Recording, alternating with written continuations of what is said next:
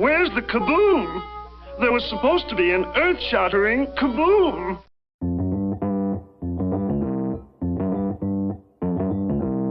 Live from Joe's mom's basement, it's the Stacking Benjamin Show.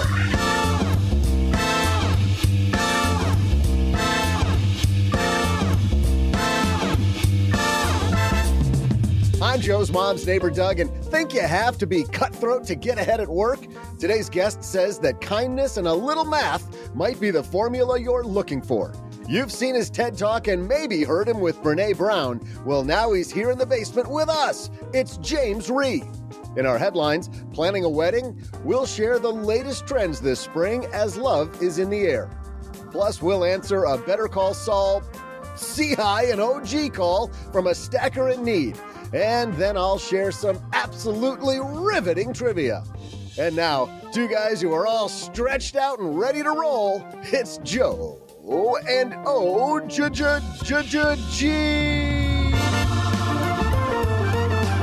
Hey there, Stackers. Happy Monday. I hope you had a great weekend. Sit back, relax. You made it. You found us. Welcome to the Stacking Benjamin Show. And what a special treat I have of sitting in the basement across from these two yahoos. Duck is here. You heard him. But the other voice you're about to hear is my compadre OG. How are you, Yahoo. Man?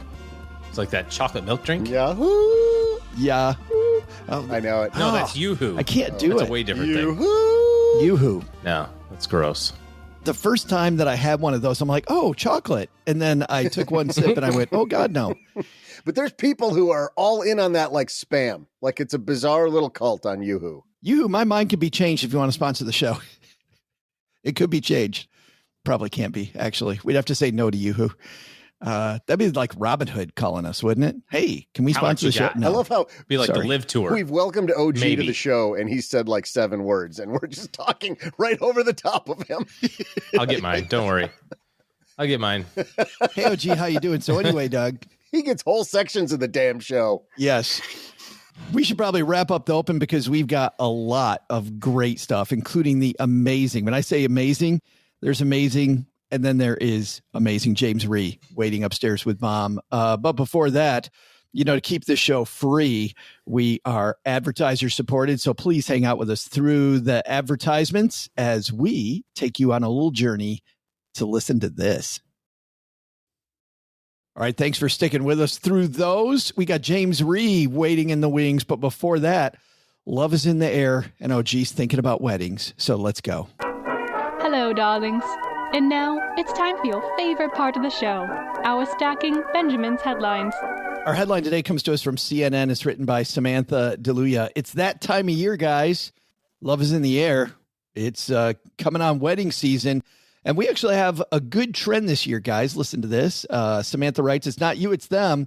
Engaged couples are cutting back on lavish weddings. She writes, multi-tiered cakes, elaborate floral displays, and how much Doug loves those. Choreographed first dances, that's all OG. The traditional white wedding, whoa, hey, has been long considered a hallmark of American life. The obsession with lavish weddings grew to a fever pitch in the years following the start of the COVID-19 pandemic. At the same time, inflation soared, and the average cost of a wedding broke $30,000 for the first time in 2023, according to the Wedding Reporter research company tracking wedding data. Man, wedding costs just out of control. Now, the reason people are scaling back, it said, is because inflation has finally come down, and they also are postulating that because of the pandemic and people being locked up, like we got this huge bump in weddings because everybody's like, I know, we haven't been out of the house. Let's have a wedding in Bali. Yes. Let's go to Tahiti and get this thing done. And then finally, all the friends are restoring sanity because the last thing I want to do is go to a destination wedding. Yeah. Have you guys done those before? I mean, the thing I hate most about weddings is when somebody puts it on a holiday weekend. I'll go to any other, I'll horrible. go to, hey, do your thing, have fun. It's like, I thought you guys were going to be traveling anyway, so I booked it on Memorial Day weekend. Just shoot me. That's vacation. I got stuff planned, like with the family. Yeah, this is like a vacation. It's fun. You can come to Tahiti with us, like us and the rest of America on holiday weekend or 4th of July, or And the whole time you're there, you won't see anything because you're at all the wedding festivities, and you're going to hang out with people that in real life you try to avoid. And it's a holiday weekend, so you get that extra special surge pricing. Also, give us $200. What's not to like for the buffet? Oh, you weren't doing anything New Year's Eve anyway. We thought it'd be crazy to do it New Year's Eve. I haven't been to a wedding in a while. Maybe this is why. Yeah, no, you're just not at the your kids and your friends' kids are not at the right age yet, but it's coming. It's like a balloon payment on a loan. It's just sitting out there waiting for you. And then suddenly it becomes a line item in your budget, having to buy all those gifts. I'm going to a wedding in a month, and it's a little bit of a destination wedding. It's 4 hours away. Shreveport, that's a destination. It is that. Crawfish boil in Alexandria. It is that. It actually is great. It's in Northwest Arkansas, so it's 4 hours away. We get to drive through the Ozarks to get there, which is great. And it's at Crystal Bridges Museum, one of the most beautiful museums in the United States. So, is it on a holiday weekend? No, but it was funny, OG. When I heard it was going to be 4 hours away, I'm like, yeah, we're not going. And then I heard it was Crystal Bridges, and I went, oh yeah, we're going. Is it bad that I'm super interested in the place? When I heard it was a wedding, I'm like, oh yeah, we're not going. That won't last. Yeah. That's what I was hoping you were going to say. There's a new trend in weddings. You don't have to go. People aren't going. Well, speaking of this, why don't we give some financial advice around weddings? Because I'll tell you that when it comes to wedding budgets, if the bride and groom can't keep it under control, if you are the parent of one of these people getting married, what I always advocated for, OG, and I'll be curious to get your take on this, was the preemptive strike, where you say, hey, congratulations, you guys are getting wedding. You guys are getting wedding. You guys are getting weddinged. Wedding, ding, ding, ding, ding. You're getting married. And so, we talked about it as the mother and father of the bride, and we have $15,000 that we'd like to contribute. You go crazy, do whatever you want, but we've got $15,000, and hey, it's great. Like, do that before, because every time it just escalates out of control. Oh, we didn't know how much the band was going to be. Mm-hmm. What, you hired the freaking Eagles? Like, what are you talking about? Of course, when somebody, sorry, let's change that. You hire Post Malone. What are you talking about? That would be a nice get, honestly. You hired Taylor who? I would probably go to both of those weddings. Yeah. Posty's playing weddings now. What happened? Or it gets out of control. The Eagles opening for Post Malone. Oh, nice. All our stackers are like, you could pick any number out of the hat on your preemptive strike, Joe, and you pick $15K. What would you do? $15? $1,500. Yeah, I mean, $1,500. $1,500. Father of the bride. No, thank God you don't have girls. The bar tab's more than that, bro. I know. What are you talking about? You're on the hook for the bar tab. $1,500. I'm giving you $1,500. I'm glad one of your sons. I can't wait for their future spouse when the father of the groom steps up with a big $1,500 preemptive. Don't spend it all in one place, kids. There are VFW halls that are hurting to stay open right now, and I'm just trying to push things in that direction. I also sprang for the honeymoon suite at the Motel 6 for you. And a stack of quarters. It's going to be great. Underrated. OG, how did you handle it? I think from a planning standpoint, if you're thinking about your kids, it's actually a great idea to have the goal in your financial plan already. Depending on what kind of financial planning software you use or what kind of tools you have access to and that sort of thing, you can say, hey, I think that when my kids are 30, that's when I want to have the money available. And you can put that in there and see how it impacts your financial plan. The good news is that even if you spend 30 grand, probably if you've thought about it for, the better part of 10 or 15 years, you're probably going to be able to accumulate that money and not have a really profound impact to your overall plan. But where it surprises you is, like my daughter's 8. I don't think we have anything to worry about for the next, at least year and a half, 10 years. But it is Texas. So there's that to consider. But I would be foolish to be waiting until she's 25 to go, oh, we should probably think about setting aside some money for a potential wedding, maybe if she wants to do that. So I think having it in your financial plan is a good idea. I'm interested in talking about the people who have to attend all these weddings, because that's where the budget really gets blown up. If you're the father of a bride or father of a groom and you knew that the proposal was happening, or that runway is usually a couple of years. It's like they got engaged and they're getting married, in 2 summers from now or something. The surprise is when you get the thing in the envelope in the mail. It's like, Jack and Jill are getting married in 5 weeks from now, and it's in Tahiti. Who's coming? Or to your point, it's even a close one that's in, just a different state that's a little bit of a drive can nuke your whole budget, because that takes days off of your vacation schedule. You've got to travel, you've got gifts to buy, a new tie, mama wants a new dress, like all this stuff that goes with it's a wedding. Yay. It's like the new house. Yeah. The new house doesn't blow up the budget. You do all the mortgage work. You know what the down payment is. You move into the new house. It's the 15 trips to Home Depot or Lowe's that kill the budget afterwards that you didn't expect. And to Doug's point, this is seasonality, right, of your life. And so we don't really have that going on. You two older fellas, maybe are getting experience with this right now.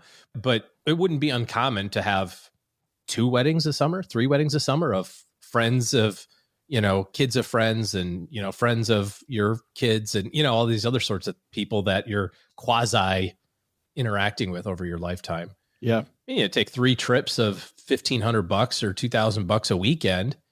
I mean, geez, it's like 2 paychecks. That's ridiculous. It definitely needs to be a line item in the budget, because it was these things. Even when my kids were younger, though, OG, to your point, it was the birthday parties, which weren't expensive. It was just out of the blue. Oh, it's Saturday. Just there's 20 of them.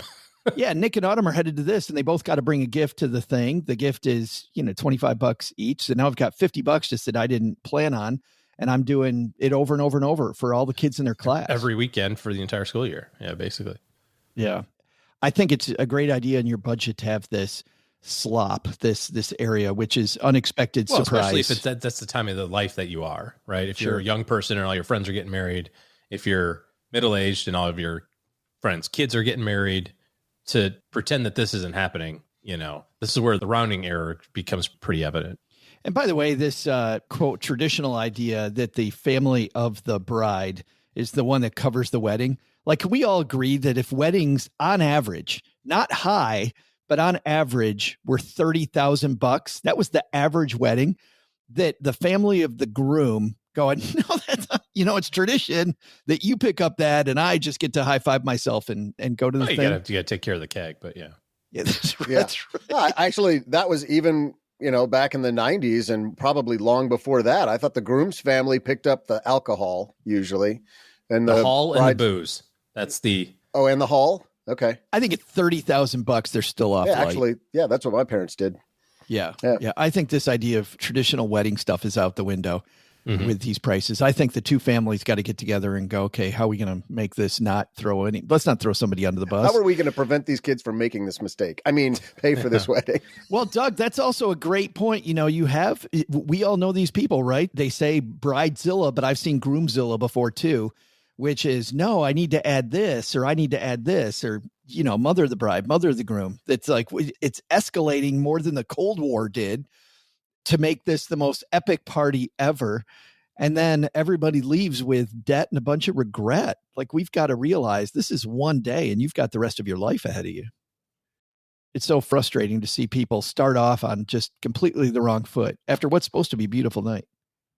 Just think a little bit about this party and how it goes. Here's one of our favorite comedians, Jim Gaffigan, who has a word to say about weddings. Jim, you have a 9-year-old daughter. Don't you want to be at her wedding? Not really, no. Wait, is there going to be ice cream at her wedding? Because if you promise, I still don't want to go. How would attending a wedding, why would that be an incentive? It's like, don't you die! In 18 years, there's an awkward party you have to pay for. And we need you to write a check. Now, I understand weddings are an important event where we spend a lot of money so that the bride can pretend to be a princess and marry her prince and live happily ever after because magic exists. And we're a bunch of weirdos. Weddings are kind of weird. I mean, what's the logic? It's like, well, we love each other. Why don't we pretend we have a kingdom? We'll invite your parents' friends and my parents' friends, and we'll have a banquet. And the 2 kingdoms shall come together as one. And we can start our married life with a total fantasy. before we go on a completely unjustified vacation. It's strange, right? I mean, weddings started off as these crude medieval ceremonies where women, daughters, were exchanged as property. Yet over the course of centuries, they got worse. That's why people cry at weddings. I can't believe we're still wasting money on this. I can't believe we're wasting money. So good. Wedding season. Don't let that get beyond you, stackers. It's an expensive time, but it can be a great time or it can be a horrible time. Coming up next, James Rhee was a high school teacher. He was a Harvard Law School graduate. He was a private equity investor. And then when a clothing company was failing, he decided, you know what? He put his hat in the ring and become the CEO of this company that was maybe going to shut down in the next few weeks, serving a population that had nothing to do with men like him. I'll let him tell the story. He is a guy who's given a wonderful TED Talk on this topic about a red helicopter. And today he's going to tell us what a little kindness and some math has to do with career success and just life success. It's a wonderful guy. James Rhee coming up next. But first, Doug, you've got some particularly brilliant trivia. I think so. It's riveting, even. Hey there, stackers. I'm Joe's mom's neighbor, Doug, and you've got what I need. You know what I need? I need to know which celebrity's birthday it is, and today is none other than the guy who's been told that he'll just be friends. Something that would be way better than what I've been told at the Sizzler happy hour meet and greets. Friends would be an upgrade, but it's the Biz Markie's birthday. Sadly... Oh. Huh? I said, oh. Oh, yeah. Okay. Sadly, Marcel Theo Hall, a.k.a. Biz, died back in 2021, but we miss him so much because he had what we all needed, a good singing voice and the hope that love was around the corner. It's another celebrity's birthday today, too. Ponce de Leon, slightly older than Biz, Ponce, as I'm sure he was called by his crew, even made it all the way over to Texarkana's Spring Lake Park. True story. Ponce de Leon was searching for something, and if he sang to all of these locations he visited, from St. Augustine, Florida, all the way to Texas, you've got what I need. Well, what, according to popular legend, was de Leon hoping any of these locations had? I'll be back right after I go apply some facial cream. These trivia questions give me wrinkles.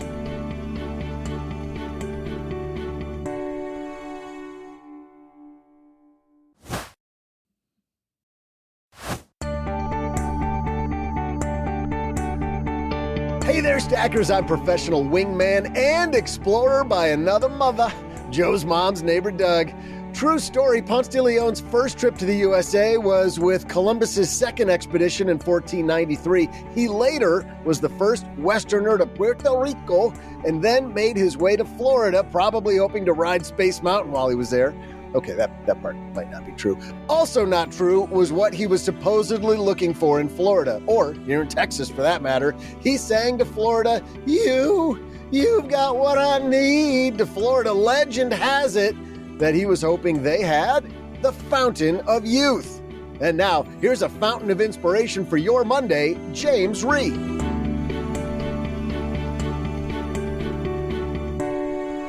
Super happy he's joining us in Mom's Basement. James Rhee here. How are you? Hey, I like Mom's Basement. Thanks for having me. Well, I feel like it's Wayne's World and you're about to serenade us because for people not watching the video of this, you brought your guitar with you. Yeah, it's like I'm sitting in my little home office and I usually have a musical instrument always sitting next to me. I tend to play it constantly when I'm thinking, or my brain sort of works that way, sort of works like music. Can I ask you about that? Because I didn't intend to start there, but it's interesting. You know, you hear one of our guests come on and they say something that is unique and different, and you think, okay, that's James Rhee's spin on life. But then I hear 4 or 5 people say something similar. Maybe it's not a guitar, maybe it's something different. But there is this connection. I remember we interviewed, I don't know if you know Austin Kleon, the Steal Like an Artist author. And I asked him about his guitar playing and about his passions, the things that he does outside of work. And it was interesting because He said often we focus too much on side hustles and we focus on how everything can help us make more money.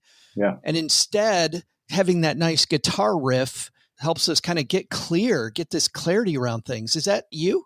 Yeah, totally. And I'm getting better at it, have been getting better at it in the last 10 years, was really good at it as a teenager and a young guy before the world world can be overwhelming, right? Like there's just a lot of expectations and credentials and you're working nonstop. And yeah, so like I've made a lot more time for hobbies.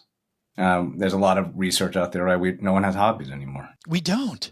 That's free time to think, downtime. I mean, there's all sorts of neuroscience on it, right? Just in terms of just giving your brain a break, like starting to make different connections between different ideas. Like for me, like the brain too, music makes you use both sides of your brain.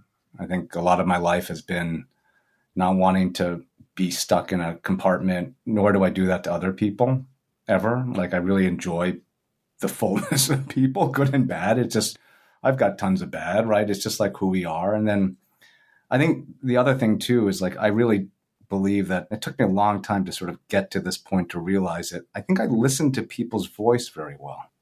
You know, like what they really are saying or what they really want, or they pretend they're being happy, but they're sad. I hear it. And I've heard it in people, in brands, you know, like a voice of a brand. And so music for me, I tend to meet someone, maybe by the end of this, I'll say to you, I think that, you know, your F major slide guitar. Like I tend to sort of hear it that Why, way. thank you. You know, like and then you remember things. You know how you can remember music forever? Like Sure. I tend to remember conversations because I put them in like a song almost. And it helps me be really present. I'm like, oh, like I remember what you said 6 years ago. Like, and then who doesn't appreciate that, right? It's like, yeah, you listened to me. I'm like, yeah, I listened to you. Like, I'm not messing around. Like we're together. So anyway, all those reasons and more, that's kind of why music's important to me. I like that analogy as people as music because, you know, I think about some of my favorite books and how they talk about like, oh, we'll take Beethoven for an example. Like it starts off with Beethoven's Fifth with da-da-da-da, and it's all big and dramatic. But then, as you may know, then it gets subtle and it changes. And I think it shows that people have these different sides. I'm wondering, though, you write a lot, especially in the second chapter of your book, about the past and about growing up and your parents being first generation Americans trying to fit in. I remember the story of them immediately. You get to this neighborhood in the Bronx and they want to fit in with all these Jewish families. So they try to fit in. And then you're in Long Island and, you know, everybody's Catholic there. So they try to fit in. Do you mind telling some of those stories? Because I feel like you talking about connection maybe started with these examples of your parents trying so hard to connect with the communities around them. Yeah, you have two young Korean people in their mid-20s, one of the first Koreans allowed to immigrate here because after the law changed, both caregivers, away from their family, completely alone, $400 in their pocket. Dad's a resident, mom's a nurse, and doing the best they can. And like you underappreciate that as a kid. But when I look back, I can't even imagine. I mean, that's true entrepreneurship, right? It's courage. I mean, it's a little crazy. And yeah, I would watch them. It's bittersweet. I think a lot of the way I view life, it's kind of bittersweet, right? It's not toxic optimism or morose. It's just sort of like, yeah, there's good and bad always. So looking at my parents, you know, they tried really hard to fit in. They tried to learn the English language. They tried to buy new clothes and new foods and took on new names. You know, some of the names they picked were not like, I wrote in music terms, slightly offbeat. Like they were just, I'm like, really? Mom, Phyllis? That was the word name? Really? And she's like, what? Like Phyllis George, Phyllis Diller. I'm like, okay, it's not a common name, but okay. And, you know, I think when you're little and you're watching your parents and they were always very strong outwardly because they wanted to create confidence in their children that we were okay, right? But as I look back now, a parent now, yeah, I saw moments when they weren't so okay, right? They weren't so strong and in private moments and just trying to fit in. It's a little bit sad too, right? That they thought that it wouldn't be good for them or particularly me to keep more of their traditions. And, assimilation's awesome, but my friendship base is not homogenous. Like, I really like the idiosyncrasies in everybody. And when everyone's the same, and it's boring, and so I wish they had sort of exposed me more to some of their upbringing and some of their traditions. And I'm doing a better job now as a grown-up, just sort of exploring those. And I still found it heartwarming, James. I mean, they moved to a Jewish neighborhood. Everybody has menorahs, so they go buy a menorah and put it in their window. And what was nice was how it seemed like some of your neighbors had like the heart of teachers, right? Where they go, do you know that this has religious meaning? Not putting them down, just saying this has religious. And your mom, no, I had no idea. And she's exploring the fact that they are different. And then when you move into the Catholic community, deciding we're going to be Catholic too, then she's exploring what Catholicism is. I really get this feeling from your upbringing, like there was this, let's go explore other people and how other people are maybe this difference. Celebrating this difference is a great thing. Totally. And we were surrounded by so many, the book I write that my parents always used to say, it's just the five of us. And it was true. But when I look back, there were so many families who helped out the Rhee family. They really did. There was so much generosity, and you overlook it. You can overlook it. People were generous. They were teachers, and there was a tone to a lot of my parents' friends and my neighbors, and they wanted us, and particularly my parents, to make it, and it was, I think it's changed a bit in this country where people unfortunately seem very angry and quick to judge, but, and we had a little bit of that. We always did. It wasn't like a heaven in 1970s either, but people really wanted us to fit in and do well. And I'm very grateful for it. The heart of this story, though, and your family obviously weighs large into it. Your past weighs large. There's so many things that weigh on this story. But the heart of the story is you leave your work in venture capitalism to actually go run a company. Do you mind telling us about what type of company this was that you're running? Because it's not the first thing that you would think of, a guy born of Korean immigrants. That's not the type of company, James, I would have expected you to run. Yeah, and it's a great segue from what we talked about with my parents, right? So most of my life, they really wanted me to be, 100% eighth generation red-blooded American, right? And I resisted that a lot, as you know from the book. Right. But yeah, I love Bruce and I love Bon Jovi. And I grew up just, I was always the only non-white kid in my high schools. And I'm an equal opportunity liker. I have tons of friends. And I wasn't around a lot of Black folks growing up. That's the way our neighborhood worked. And so I lived the life up until my 40s. I sort of did the job for my parents in some ways. I went to the schools that they wanted me to go to. I'm in the fancy tall buildings in Boston and he's made it. And so, at 42, I made a pretty abrupt move for many reasons, which we can get into. My dad's dying. I'm thinking about what we just talked about, right? I just said, I'm really proud of my parents. I'm really, and you wanted me to fit in so bad. And there are a lot of things about you that the best parts of you that are also from Korea. It's both. And I had that, right? I have Korean genetics and I was raised in a Korean household. So there were parts of me that were buried a bit. I think that's fair to say. And so this company, Ashley Stewart, which was one of the largest businesses employing and serving Black women and size 12 and up Black women, on the surface of it, it's not a great, what? What are you talking about? Korean American private equity guy who dresses like crap, has no fashion sense, has never run a company before, all of a sudden is now the CEO of this company. But to me, it made a lot of sense in the sense that, I saw in these women the same sort of, particularly the women, the same sort of quiet leadership and how they nurtured their kids that my mom did from me. And I think that this place was a really good place for these women. A lot of times these women it's not easy for them sometimes. It wasn't easy for my mom.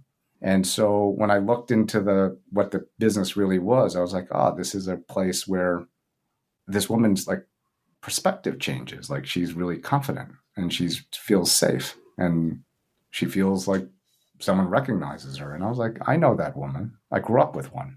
And so, I did it. I didn't think it was going to be for basically my entire 40s. And I had no idea what was to come, but I knew I wanted to do it for 6 months to try to make sure the company didn't go away. And then no one came to help really.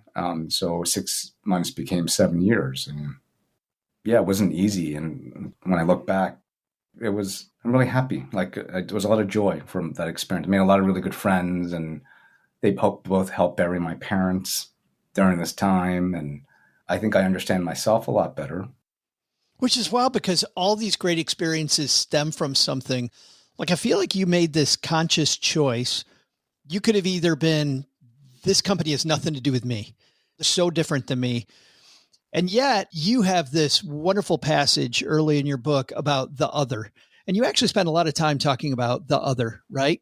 And I feel like you're connecting yourself as somebody who is the other to these Black women who haven't had clothing made for them, who are also the other. Like, it felt to me, James, like you had made the choice to find the commonality versus the fact that you know zero about fashion.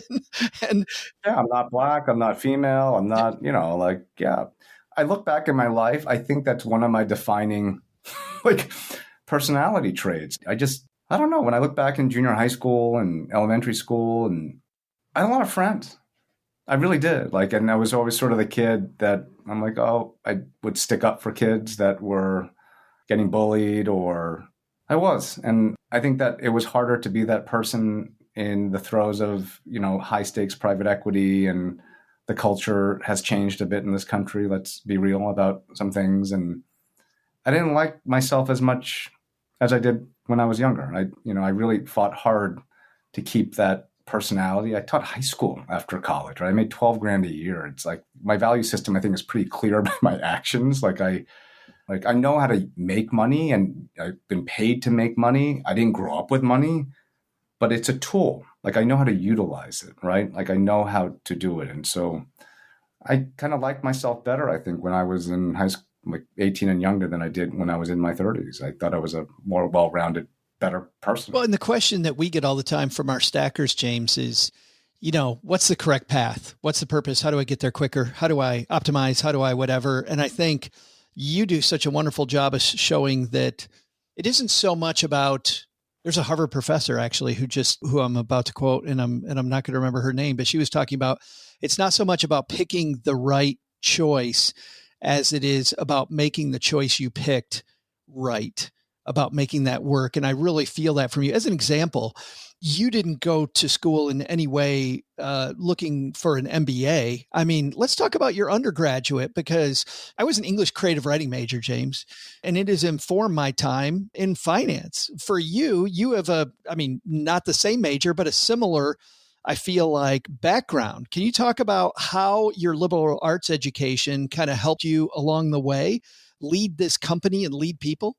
Yeah, I studied American and English history and literature, King James, 1603 to 1914, World War I. Which clearly has to do with Black women or private equity or CAPM theory. But it does, in the sense that it's, you can tell I love people. I'm fascinated by people. I'm like a big cheerleader of people. I like to know how people behave, and, why they do the things they do. That's basically what I studied, right? So economics, in literature and in history, why people behave. Back then, it was much more balanced. It wasn't all just quant. You actually described how people behaved. Economists were actually writers, right? Charles Dickens was a writer. Jane Austen they were economists. And so, I like to understand how people behave and be able to translate it into lots of different ways, not just numbers, but poetry, right? Or a legislative bill. And you get to study and understand the richness of somebody and of a society. And so, yeah, for me, economics, these days, economics, people, you say it, and this is the problem, they immediately equate it with money or finance or accounting. It's not. Economics is a social science. So why I write about kindness a lot is that the founders of capitalism, like Adam Smith and liberty, Rousseau, they used to write about kindness, secular kindness, when they were devising these theories that we take for granted now, things like free markets and liberty. It's about agency. It's about people's desire to have agency, to choose their life. And so that's been my philosophy. I like to help people choose their path, whether that's as an investor, CEO, coach, teacher, dad, doesn't matter. And I just think in this country, we say we want to give people agency but we don't explain to them money or cutback. We don't even give them the tools to have agency. And so that's why I structured the book the way I did: life, money, joy. I'm like, how can you think someone can have agency when you don't even teach them the basics?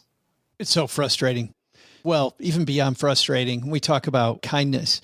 When you first get to this company, just briefly, how close is it until everybody's about to lose their job? Like, how many weeks away are you? 6 weeks to utter liquidation, 3 years removed from a first bankruptcy, so bad that it didn't even have Wi-Fi. That's the condition of the company. And I had to hire, as you read, a police officer to protect the employees because the vendors and creditors were so pissed that they weren't getting paid that they were threatening my new colleagues. That was the chaos that I entered into. And yeah, and you're going to laugh at me and say, tell my listeners what you said. I said, yeah, I get it. I know. Look at me. I know I'm the only one who showed up. And I know I'm not qualified to do this. I get it, but I'm a good listener and I'm going to ask a lot of questions. And then I said, can we just be kind and mathematically correct? It's literally, I spit it. These words just came out of my stomach. And I look back now and I remember when I said it, I was like, oh no, where did that come from? In some ways, when I look back, it was, I think, pretty wise, right? In chaos, when you have nothing, those are pretty two truthful things, right? Everyone knows what kindness is. It's obvious. You just know. And math is tautologically true. Math is true. So I was like, if we can do these two things in this chaos, it's a good first step, isn't it? That's basically what I was saying. Can we just do that? And it calmed everybody. So the fear factor went down and people were able to make pretty rational decisions and feel safe in chaos. And I often think about that moment. I always sort of fast forward to the sort of chaos. People feel like chaos now, right? It's just, that's why I'm writing the book now. It's can we be kind and can we be mathematically honest? And that's a good start, right? That's 80% of the battle. One of my favorite characters in reality television has always been Gordon Ramsay. And maybe he needs some more velvet on his hammer, James. Maybe you have more velvet on yours. But I love the fact that he, during all these shows, he wanted the restaurant to succeed, right? It's clear he wants the restaurant to succeed. He's going to go over the mathematics of, no, if you don't cook this stuff better, people aren't going to come. If you don't use real ingredients, people are going to, he's very blunt with them. But by the end, they're all crying together because they realize that, I don't know, sometimes being brutally honest with people is the way to get to that kindness. Yeah. And we were, just right before we went on, we just chit-chatting a little bit about this. I'm very direct. I just call things out. I think that is kind. In my career, in my life, the worst things have been people that they say one thing to your face and they don't hate it. They behave different. I hate it. Or it's people who ostensibly care about you and they don't take the initiative. They're not willing to be uncomfortable a little bit to tell you that, hey, James, consider not doing that habit or you're doing something wrong. It's like the Jewish women with the menorah with my parents, right? Just teach and say, and to have some faith that I'm going to receive the feedback if they care about me, I'm thank you for telling me that. I think kindness, if you really care about somebody, you do take the time, you make the investment, you're willing to stomach short-term discomfort because you actually care about your long-term relationship with this person. It's an investment. You don't make that investment if you don't care about this person. And so I've always, whenever I learned and started about managing money and things, I was like, I feel like I treat people like an investment in that way, relationships. So why don't we use that terminology, that math, and thus kindness in math? You noticed early on when you were evaluating this company, you and other people on your team, this is before you took over the company, that for all the things going wrong with this company, the stores and the store managers were truly part of that winning formula. I felt like you were able to see that it wasn't all numbers. You have this great metric that you talk about at the beginning of the book that comes from hockey. I don't know what a big hockey fan you are, James, but plus minus. I love this idea of plus minus on your team. Can you talk to us about plus minus a little bit? Yeah, plus minus ratio in hockey is it measures the goals that are scored minus the goals that are scored against you when you're on the ice. It's what the team is doing. So you could have 0 assists, 0 goals yourself, but there are people when they're on the ice. Good things happen. Good things happen. I think to me, it's like, I think my mom was like that, by the way. And that's real leadership. It is leadership. And we sort of have gone away with that paradigm a little bit, I think, in a lot of facets of our lives. But leaders are generally, I think, pretty quiet. And leaders make other people better. They make teams better. And they don't ask for credit. They don't have to score. They don't have to shoot. But they do make the team better and the team wins. And that's my definition of leadership. And I see that a lot. I see that there are a lot of leaders every day, and like the women who helped my mother. And I see it in this country a lot. I'm with a lot of different types of people. And one of the reasons why I wrote the book was because I think a lot of those people who live perfectly decent, impactful lives, sometimes they doubt themselves. They feel small, or they're like, I don't have purpose. And I'm almost like, what do you mean? Like you have great family, and your kids are in really good public schools, and like you coach soccer, and like you have a really good job. Like you're good. Like you don't have to be some Insta star. Like that's not, you're living a really good life. And I feel like my parents lived that life, like I think they were really decent people, and they kept a very low profile. And when the readers, sort of, when they both pass away, you will read what the proof of that, what they lived a really good life. And I that's the type of life that I really want my children to lead. And I'm trying to lead a life like that. It's, I think most Americans want that, but without being unrealistic about, like, money is part of the equation but it's not, I found it's not the primary input. It's an input. I love this qualitative idea of plus minus and kind of judging your life in terms of plus minus. Like, am I making a difference to other people? I might not be the person getting the score. I might not be getting the assist, but when I'm on the ice, good things happen. The book is called Red Helicopter. We haven't talked at all during our time together here about red helicopters at all. So I definitely need to ask you about the red helicopter. You're standing in front of this group at the new company that you're about to lead. And you, for the first time in a long time, remember the red helicopter. What's the red helicopter? Yeah. And we all have one, I think. That's what I'm trying to prompt in people. So it's metaphoric, but my particular red helicopter story was picture 1976 bowl cut James, right? Looking good. Yeah, looking good, right? Mom's cutting the hair, like not with a literal bowl, but like I look like a bowl. I'm in public school in kindergarten, Long Island, and I came home with a toy red helicopter. It was probably $3 at the 5 and dime. And my parents, a lot of things, it's a series of, oh, something's wrong. Like, oh, did you steal it? No. Did you take it from school? No.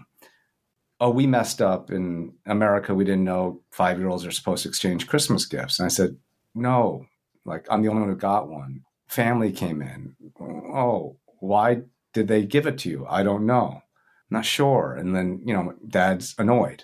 So we think it's wrong. And in the end of the day, I got it. My parents found out because I'd been sharing my perfectly manicured Korean mother lunch with this boy who never had, often didn't have lunch. And so I would share half my lunch all fall. And that morning, the dad and his 2 brothers came in they just gave me the gift. They didn't tell me why. They just gave it to me. And so my dad asked me, I remember in this family room, so it's very Korean parenting. You have to sort of stand up in front of it's old school. You're standing up in front of your parents. And it's a little bit of an interrogation. I think I'd be sweating, James. Oh, I was sweating. It was not it was nervous. I'm like, I'm in trouble. Because they said, we found out why that family gave it to you and you were wrong. The whole family didn't come in. There was no mom. And I said, oh, like, yeah, I guess I was wrong. I was 5 years old, man. Okay. So anyway, it turns out, they told me that my friend's mom had died that summer. And you had this dad, with 4 kids under the age of 10, I guess. He was beside himself. It was a young mom. And I thought I was in trouble for sharing my lunch because, I was like, we didn't have a lot of money. And like, it was a show of emotion that my dad sometimes I think dudes sometimes have a hard time showing emotion. I think in the 1970s, it was even more that way. And we all have to fix that, by the way.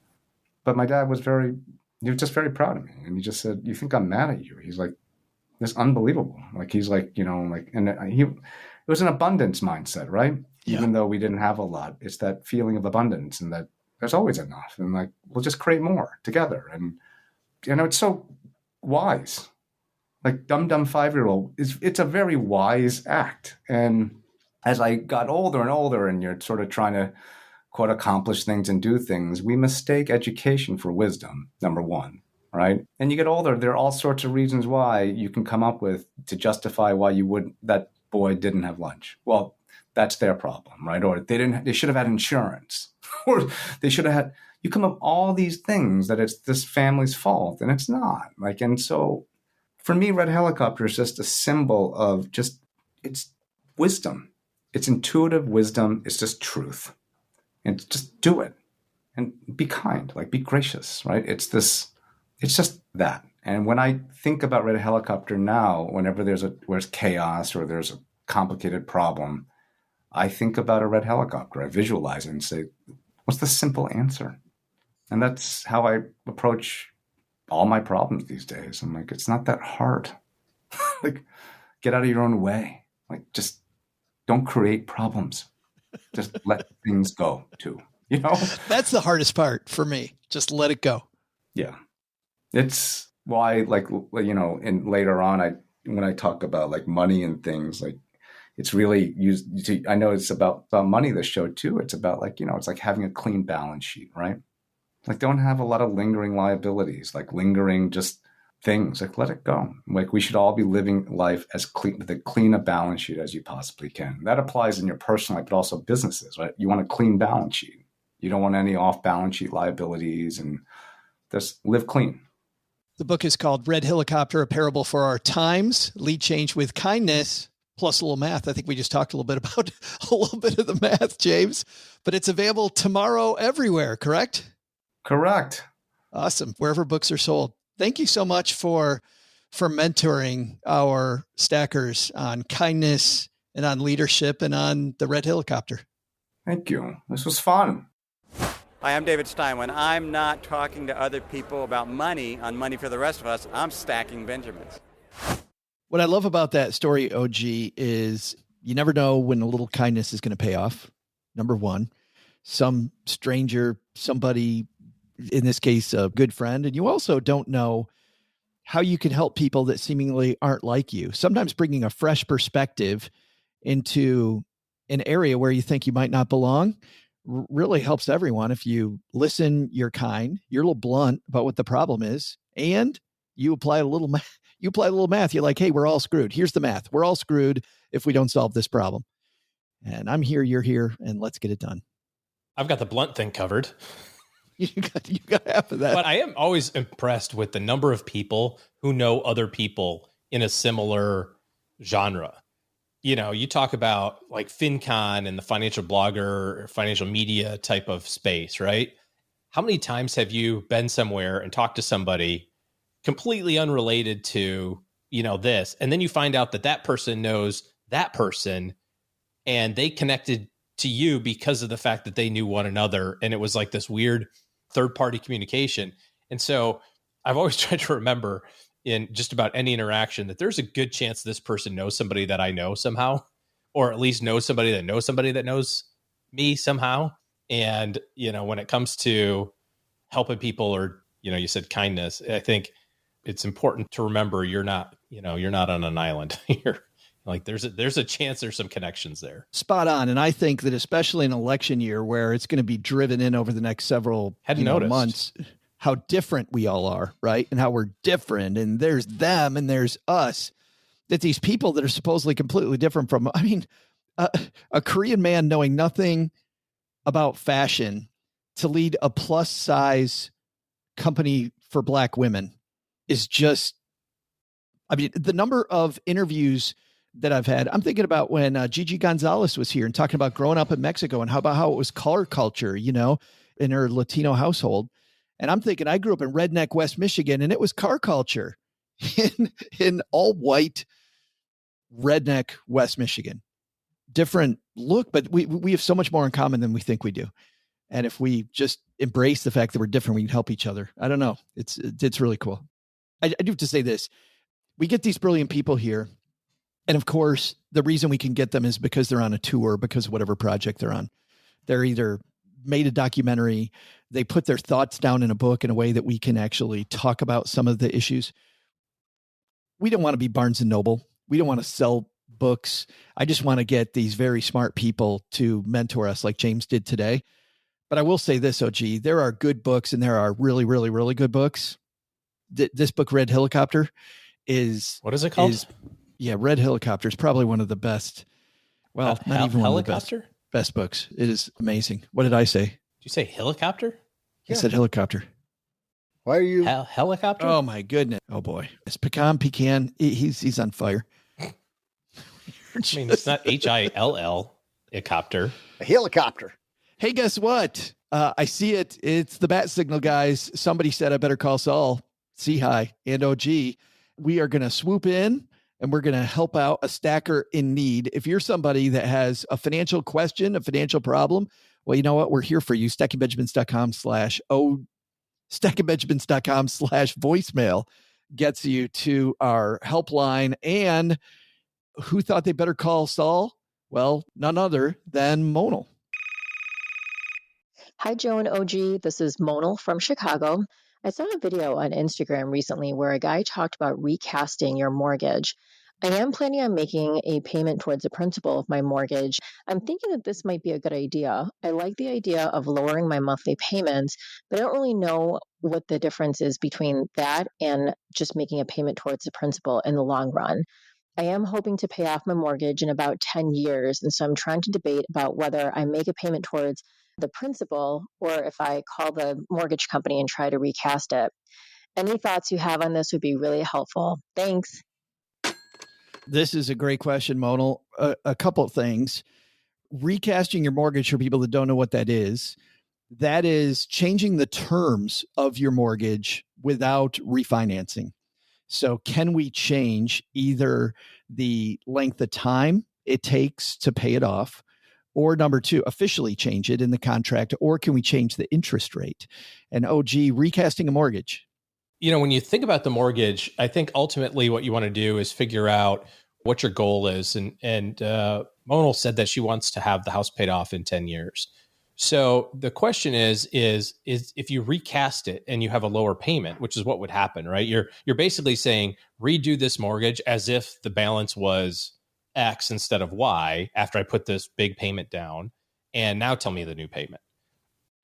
Well, first of all, you have to assume that your bank allows you to do that, which not everyone does, but let's assume they do. Does that increase or decrease the likelihood of you reaching your goal? Because the bank is going to look at that and go, okay, yeah, sure. Another 25-year mortgage at X% interest. Even if they don't change that, they're still going to try to run that out over 25 years so they get their, long-term payout on your money, basically. So if you're trying to pay the house off in a relatively short period of time, I don't know why lowering the payment would make sense, unless you're not sure that cash flow or it's lumpy, or you're not sure how your bonuses are going to work out and that sort of thing. And that's maybe where it comes from. But if you're trying to aggressively pay the house down, I would just keep it where it is. I see the benefits of redoing the mortgage, recasting it, as it were, to lower the payment, because it gives you some flexibility from a cash flow standpoint and that sort of thing. But I think this comes back to, what your goal is first. Back in the early 2000s, there was a period when interest rates went from higher to lower. And we found a couple banks, OG, that were recasting mortgages in the other way. So you've got these two variables, right? You've got the payment and you have the interest rate. And we actually found a couple banks that would recast the mortgage by just lowering the interest rate on the loan. As interest rates went down, they would lower the interest rate that you owed, which was pretty cool. And basically their thought process was, we're losing this loan. Somebody's just going to go refinance someplace else. Mm-hmm. So rather than lose the loan to some other institution, we're going to keep the loan on the books. And if somebody asks to recast it, not change the terms in terms of the amount of payments, but change that interest rate to a lower payment. So if you got in when it was high, and let's say it was 8%, and now as we record this, we're just below 7. So if you're at 6 3/4 now, let's say, and you're able to lock that number in versus 8, and I think that they attach just a small fee, it's seriously like a couple $100 to just recast it versus the full blown refinance. That's another way to recast that I'm just not hearing about anymore. I don't know if it's a thing. I don't know if anybody's doing. I'd love to hear from mortgage people in our community if they've seen that return now that we're getting some people who might be in that situation again. Yeah, obviously there's the interest rate changes that are going on. They're quite negative changes for most borrowers. I think through the rest of this year, I think we might see some positive changes, right? As interest rates might start coming down. I haven't seen any evidence, though, that recasting the rate, I haven't seen anybody doing that. I'd love to hear from them. I can't imagine that they would do that to a lower rate. Oh, no. I'm saying those people that got in high, those people that got in at a high, at over 8% when it spiked up there. And they just said, there's, in the real estate world, there is marry the property, date the rate, because the rate you can, if it's at a high interest rate, you can get in on a property when a lot of people aren't in because interest rates are high. So you might get a better deal. And then later when the rate goes down, you just refinance. Or in this case, I'm wondering if Monal could recast that way if she's at a higher rate. That's the question, is we don't know what rate she's at. But I'm with you, OG. Behaviorally, why would I extend the term? Yeah, if your goal is to pay it off, and I don't even know that she would be extending the term in so much as it would be more like lowering the payment, taking away the tension of paying it off faster. You know what I mean? It's like if you make this big lump sum and then you pull forward that table and now you're on payment, you were on payment 15 and now you're on payment 77 on that table. It's like, why would you want to like let off the gas and go back to payment 18? Because that's what the bank will do. They'll say, oh, your payment was $2,000 a month and now we can change it to $1,200. Yeah, the only reason to do that, I would think, is if you were really squeezed and you barely got into a house. Len Penzo, our Friday contributor, talks about one of the houses he bought when he was first out of college. He took every cent he had and bought more house than he could afford. And then as he got pay raises, he was able to afford that house. Recasting for that reason, maybe to make it easier to handle, is great. A strategy that I've liked in the past is take a 30-year loan, make payments on the 15, make them automatic. So you don't have to send in extra every month, because you never will. Just have it auto pay 15-year loan. But man, if somebody in the house gets disabled or you lose your job or whatever, now you've only got the 30-year payment. But behaviorally, when people give themselves that flexibility, I think this is a little bit of know yourself, because some people give themselves that flexibility and before you know it, you've extended your loan by 15 more years and you're not sending in the extra anymore. It can be super frustrating. I'm totally with you. I think recasting it to pay it off sooner, unless it's lowering the interest rate, which she didn't mention what rate she has. Did she? No. Monal, I hope that was helpful. I know that we had a discussion recently in our Facebook group, The Basement, about this same thing. So I hope all those people tuning in too, I'm going to circle back and tell them that we're talking about this on the show today. So thanks for the question and for being brave and for asking the question. A lot of people apparently asking this right now. We're going to send you out some Stacking Benjamin swag, and Brad over at Flying Pork Apparel working on some new swag for us, which is pretty awesome. StackingBenjamins.com/shirts. You can take a look at all the cool Stacking Benjamins wearables. By the way, if you're not here just about recasting your mortgage, about paying your mortgage off early, it's part of a bigger financial plan and it's not working the way that you hoped that it would. OG and his team are taking clients. So head to StackingBenjamins.com/OG.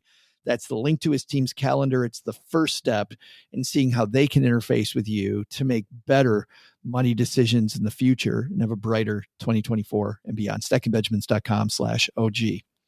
Doug, we're going to meander out to the back porch. Maybe, I think every segment of the show is my favorite, but this today seems like my favorite because I think you said some people have said some nice things about us. They have. Here's a great one that caught my eye. Starts with, I can't listen to this show in public.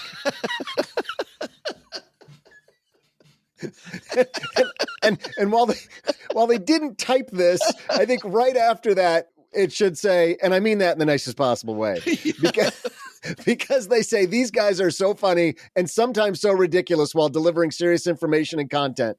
It's my favorite podcast by far. I never miss it. That's from, I love trying to pronounce these names. C. Ivansky, maybe, Ivanisky. An Apple podcast. So that was a great one. Fantastic. We got another one. Fantastic interviews. Yes, these guys are funny and it's amazing ear bubble gum when the guys are talking back and forth. But I have to say they are fantastic at finding great guests. And Joe is a skilled interviewer. The genuine connection and conversation keeps me coming back to listen. That's from Practical Nurse. I want a review from Impractical Nurse. To see if it's the same person I saw in that movie that one time. We work hard to get great mentors on the show for these Monday episodes and to vary them and make sure that you've got a lot of great people. And personally, Nurse, I think I'm enjoying the comedian ride-alongs that we do every several weeks, and I really like the community episodes. So thanks for all that. That's great.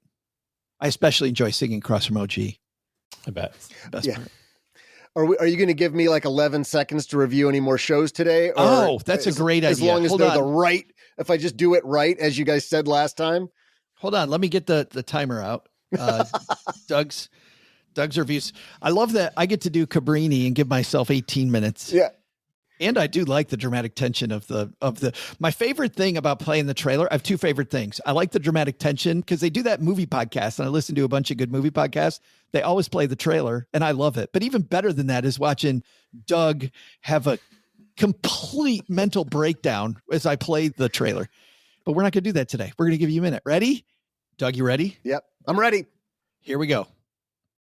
Go. All right. The Gentleman, which is a series. It's a Guy Ritchie series on Netflix. That's, I think. Gee, you'd really like this one. You would. Yeah. It's based off a movie. He did a movie called The Gentleman in like 18 or 19. And now this is a series. It's really similar. But if you like that sort of British mob,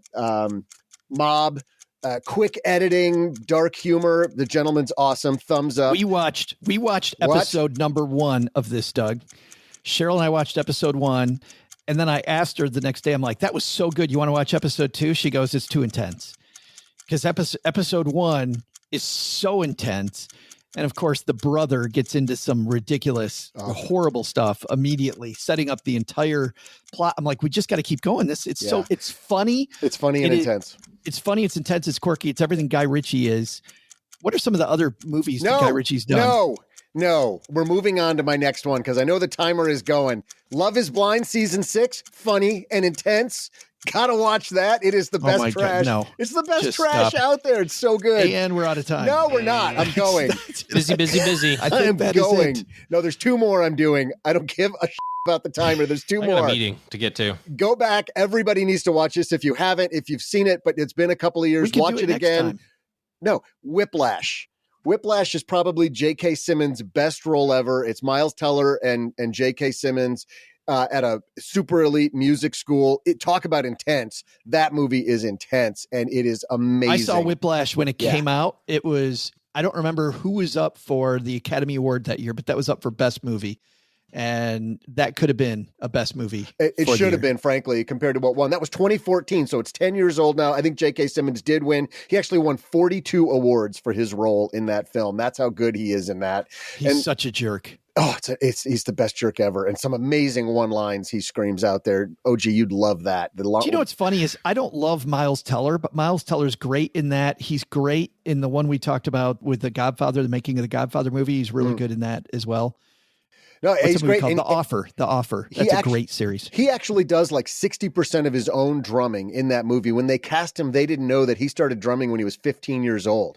So Teller did. Yeah, Teller did. So a whole bunch of what you see is actually him playing the drums in that movie. Some of the super complex stuff, they actually kind of brought in a double and you just see that person's What made you go back and watch this? We just needed something to come up with. We were on vacation and people I was with hadn't seen it yet, and I forgot how amazing. Like, I knew it was good, and I've recommended it to people, and never once have anybody come back and said, yeah, it was okay. Everybody comes back and says, that's an incredible movie. You're on the edge of your seat the whole time, which makes it feel short, but I also think it isn't a long movie. I think it might be 90 minutes. Correct. Yeah, it is a shorter movie. But, man, you pay for it because it just draws you in, and it wears you down. It's awesome. And not in a bad way. It's not going to make you feel like crap. It's just exciting. The same team that did La La Land, by the way. Oh, is it really? I didn't know that. And then my last one, Thumb Sideways at most. Thumb Sideways slightly down. This is going to piss you off, Joe. Why are we still going? The Holdovers. Shut the... Okay, we're done. Oh, my God, you're an idiot. You're a bigger moron than I thought you were. My favorite movie of last year. I don't know. It was Paul Giamatti. He's okay. Okay. Paul Giamatti, and I know that's one of OG's favorites, Paul Giamatti. That dude's amazing. We got to go. No, but Giamatti is probably the best actor we've got right now. He is incredible. Like, and it's an American actor. That dude's amazing.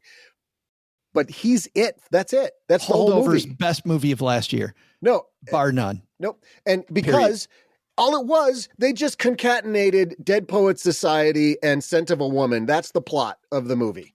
They just put those two together and said, hey, Paul, go. This is what it looks like when somebody's just way wrong. Way, way, way wrong. You could say that about every movie. Oh, Star Wars is just the hero's journey. Creativity is derivative. We've seen this before. Like, if you want to put some stake on it, all right, do kids. something. Yeah. Let's go fight in another room. Doug, what's on our to-do list today? That's a horrible way to end. Thanks. Good job, Doug. Thanks, Doug. Hey, so what's stacked up on our to-do list for today? First, take some advice from James Rhee. Lead with kindness and seek to understand the people around you. Be blunt, but collaborative, and maybe you can move mountains, or clothing in this case, where others before you could not. Second, take some advice from our headline, planning a wedding. Remember, this is a one-day party, and while that should be a day to remember, you don't want to start off in debt up to your eyeballs while Uncle Harry helps himself to all the horse dovers and all the scotch he can drink. But the big lesson? Imagine if Ponce de Leon would have found the Fountain of Youth. Someone by now would have found a way to build a theme park around it and charge us all $46 admission. Unless we bought the priority parking for another $10. We could drink from a extra 20 years of life well if we paid another $15. And while one sip is 46, the second sip is a discounted 25, probably available in 4 easy payments. But I'm not being cynical or anything. Thanks to James Rhee for joining us today. Check out his book, Red Helicopter, A Parable for Our Times. Lead change with kindness, plus a little math, wherever books are sold. We'll also include links in our show notes at stackingbenjamins.com. This show is the property of SB Podcasts, LLC, copyright 2024, and is created by Joe Saul-Sehy. Our producer is Karen Repine. Karen and Joe get help from a few of our neighborhood friends. You'll find out about our awesome team at stackingbenjamins.com, along with the show notes and how you can find us on YouTube and all the usual social media spots. Come say hello. Oh yeah, and before I go, not only should you not take advice from these nerds, don't take advice from people you don't know. This show is for entertainment purposes only. Before making any financial decisions, speak with a real financial advisor. I'm Joe's mom's neighbor Doug, and we'll see you next time back here at the Stacking Benjamins Show.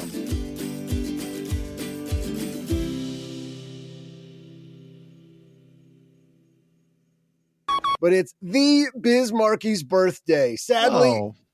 Huh? I said, oh. Oh, yeah. Okay. Sadly, Marcel Theo Hall, a.k.a. Biz, died back in 2021, but we miss him so much because he had what we all needed. You've got what I need.